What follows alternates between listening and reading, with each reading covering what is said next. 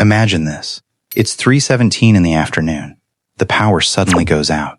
Your air conditioner falls silent. Within minutes, your house begins trapping heat. You turn on a battery-powered fan. You pour yourself a glass of ice water. You think you're safe. But what if I told you one of those decisions might not protect you the way you expect? Right now, millions of Americans are under dangerous heat alerts as another major summer heat wave pushes temperatures into the 90s and even above 100 degrees across large parts of the country. But here's the part that surprises emergency experts. The temperature isn't always what kills people. Your body's inability to cool itself does. Over the long term, extreme heat has claimed more American lives than hurricanes, tornadoes, and floods combined. Yet it's one of the least understood disasters we face. Most people prepare for hurricanes. They prepare for blizzards. Very few prepare for heat.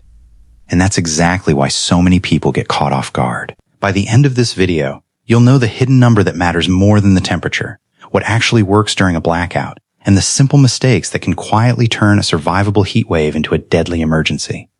Welcome to Sketch 2 Survive, where every week we build practical survival guides for the problems modern life throws at us. When people imagine deadly weather, they picture tornadoes, floods, hurricanes.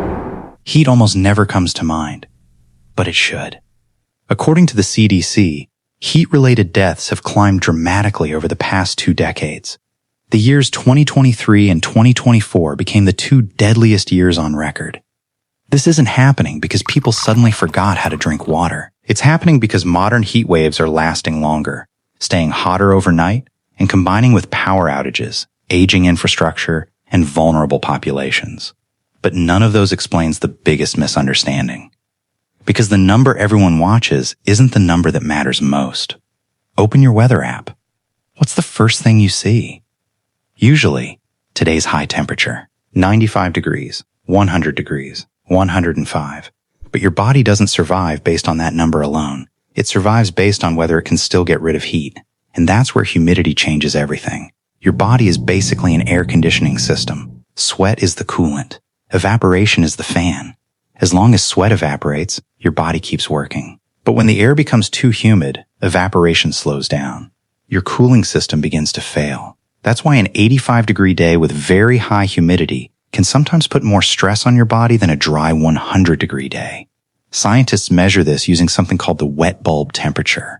As wet bulb temperatures climb into the upper 80s, the danger rises quickly, especially during prolonged exposure.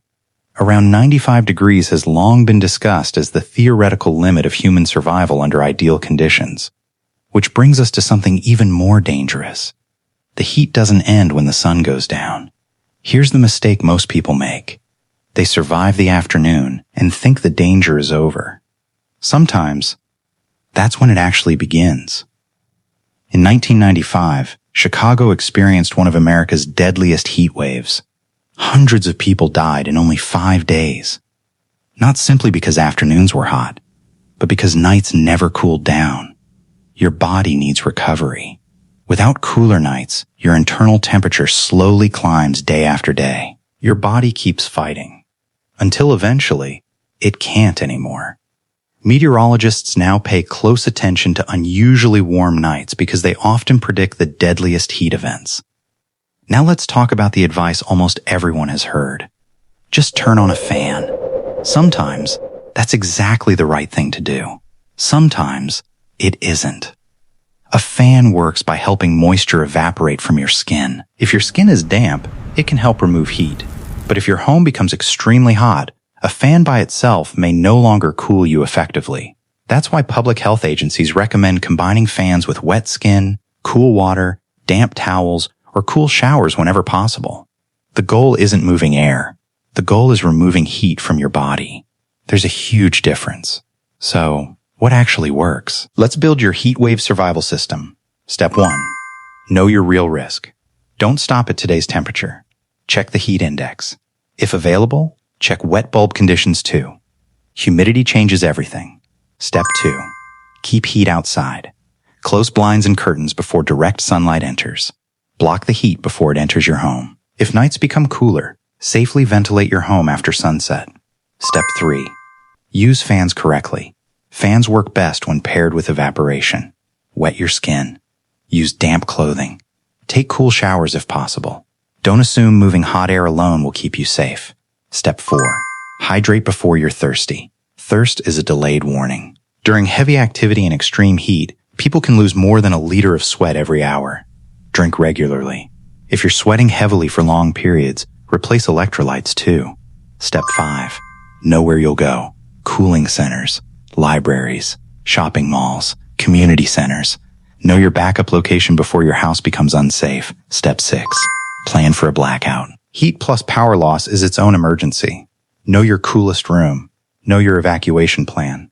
Don't wait until your home becomes unbearable. Step 7. Check on others. Older adults, young children, people with chronic illnesses, people living alone. One phone call, one knock on a door could save a life. Step 8. Recognize heat stroke. Heat exhaustion causes heavy sweating, weakness, dizziness, headache, and nausea. Heat stroke is different. Confusion, slurred speech, loss of consciousness, hot skin. These are medical emergencies. Call 911 immediately and begin rapid cooling while waiting for help. Every minute matters. Now here's your 5-day survival challenge. Today, check your heat index. Tomorrow, find your nearest cooling center. The next day, identify the coolest room in your home. Then, check your water and electrolyte supplies. Finally, make sure everyone in your household knows the warning signs of heat stroke. 5 days, less than 30 minutes of preparation. A plan you'll hopefully never need, but one you'll be grateful to have. Before we finish, here's your Sketch 2 Survive Survival card. The problem. Extreme heat is one of America's deadliest weather hazards. The biggest trap. Believing the thermometer tells the whole story. The first action. Know your heat index. Know your cooling plan. Know where you'll go if the power fails. And the rule to remember.